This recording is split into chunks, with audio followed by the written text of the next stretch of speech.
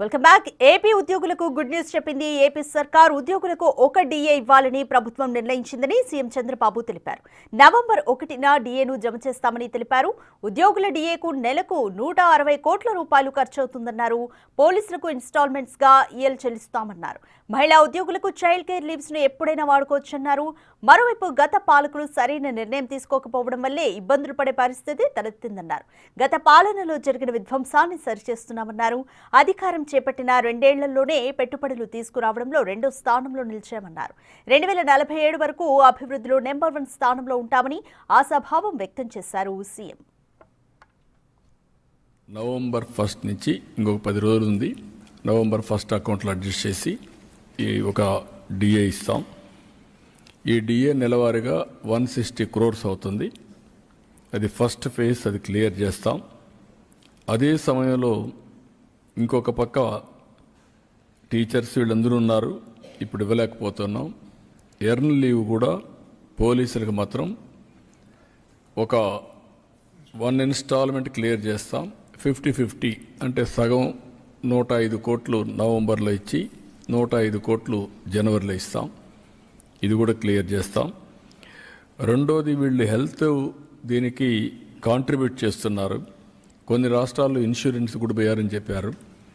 ఒక 60 డేస్లో ఇదే క్యాబినెట్ పనిచేస్తూ 60 డేస్ లోపల సిస్టమ్స్ అన్ని స్ట్రీమ్లైన్ చేసి మెరుగైన విధానం తీసుకొచ్చి ఏ ఎంప్లాయీ కూడా ఇబ్బంది లేకుండా రియల్ టైంలో హెల్త్ బాగాలేనప్పుడు క్లియర్ చేసుకునే విధంగా దానికి కూడా తీసుకొస్తాం.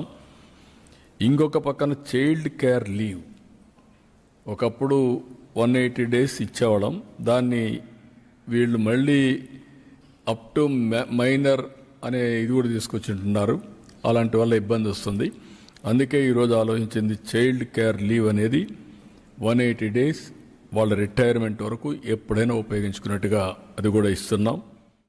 నవంబర్ సీఎం చంద్రబాబు నిర్ణయంతో ఏపీ ఉద్యోగ సంఘాల నేతలు తమ ఆనందాన్ని వ్యక్తం చేశారు. అడగకుండానే పండుగ సందర్భంగా సీఎం తమకు కానుక ఇచ్చారని, రాష్ట్ర అభివృద్ధిలో తాము కూడా భాగస్థులం అవుతామన్నారు. దీనికి సంబంధించి మోర్ డీటెయిల్స్ మా ప్రతినిధి శివాని అడిగి తెలుసుకుందాం. రైట్ శివ, ఏపీలో ఉద్యోగులకు సీఎం చంద్రబాబు నాయుడు ఒక డిఏను ప్రకటించారు. ఉద్యోగులు కూడా ఆనందం వ్యక్తం చేస్తున్నారు. కంప్లీట్ డీటెయిల్స్ చెప్పండి.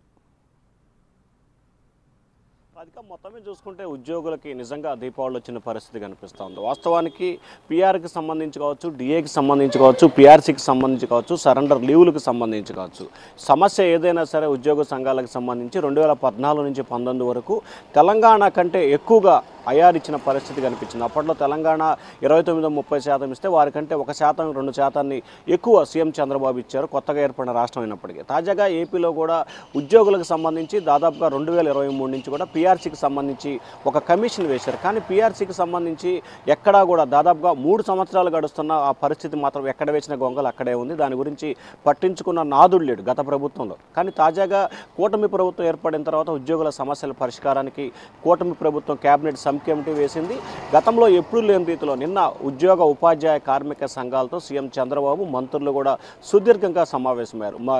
ఏదైతే ఉద్యోగ సంఘాల నేతృత్వంలోనే సీఎం చంద్రబాబు మీడియా సమావేశం పెట్టి మరి ఏదైతే ఉద్యోగులకు కల్పిస్తున్న వసతులకు సంబంధించి కూడా డైరెక్ట్గా చెప్పిన పరిస్థితి కనిపిస్తూ ఉంది. కానీ ఉద్యోగులకు సంబంధించి గత ప్రభుత్వంలో తాము మాట్లాడితేనే కేసులు పెట్టి చంపేస్తామని బెదిరించిన పరిస్థితి ఉంది. కానీ నేడు మాత్రం అటువంటి పరిస్థితి లేదు. తమని పక్కన కూర్చోబెట్టుకొని తమ సమస్యలు సావధానంగా విని ఆంధ్రప్రదేశ్ బడ్జెట్ ఇబ్బందికరంగా ఉన్న, లోడ్ బడ్జెట్లో ఉన్న సమస్యల పరిష్కారం కోసం సీఎం చంద్రబాబు చిత్తశుద్ధితో పనిచేస్తున్నారు. దానికి సంబంధించి మేము ముఖ్యమంత్రి రుణపడి ఉంటామని చెప్పి ఉద్యోగ సంఘాలు అయితే హర్షం వ్యక్తం చేస్తున్నాయి. మరొక వైపు ఒక డిఏ ఇవ్వాలని చెప్పి కూడా ముఖ్యమంత్రి చంద్రబాబు కీలక నిర్ణయం తీసుకున్నారు. వాస్తవానికి గత 4-5 సంవత్సరాల కాలంగా 4 డిఏలు ఉద్యోగులకు సంబంధించి పెండింగ్లో ఉన్న పరిస్థితి కనిపిస్తూ ఉంది. 2023 నుంచి పీఆర్సీ పెండింగ్లో ఉంది. అలాగే ఐఆర్కి సంబంధించి కూడా గత కొంతకాలంగా పెండింగ్లో ఉంది. సరెండర్ లీవుల విషయంలో కావచ్చు, లేకపోతే పోలీసులకు సంబంధించి లీవుల విషయంలో కావచ్చు, మహిళలకు సంబంధించి చైల్డ్ వీల్కి సంబంధించిన లీవులకు సంబంధించి కావచ్చు, ఆర్టీసీ ఉద్యోగులకు సంబంధించి రెగ్యులరైజ్ దాదాపుగా వాళ్ళు 23 నుంచి సమ్మెకి వెళ్తామని చెప్పిన నేపథ్యం గత ప్రభుత్వ హయాంలో ఏదైతే పెండింగ్లో ఉందో దానికి సంబంధించి కూటమి ప్రభుత్వం అధికారంలోకి వచ్చిన తర్వాత జీవో విడుదల చేస్తామని చెప్పింది. వాస్తవానికి దానికి సంబంధించి జీవో కూడా ఆమోదం తెలిపింది. కానీ జిఏడి నుంచి జీవో విడుదల కాలేదు. దీనికి సంబంధించి ఆ జీవోను కూడా 2-3 రోజుల్లోనే విడుదల చేస్తామని చెప్పి సీఎం చంద్రబాబు హామీ ఇచ్చారు. టోటల్గా చూసుకుంటే అన్ని రంగాలకు సంబంధించిన ప్రభుత్వ ఉద్యోగులకు సంబంధించి ఏపీ ప్రభుత్వం దీపావళి కానుకొని దీపావళి గిఫ్ట్ ఇచ్చిందని చెప్పి ఉద్యోగ సంఘాలు అయితే హర్షాన్ని వ్యక్తం చేస్తూ ఉన్నాయి. Radhika. Right, thank you Shiva.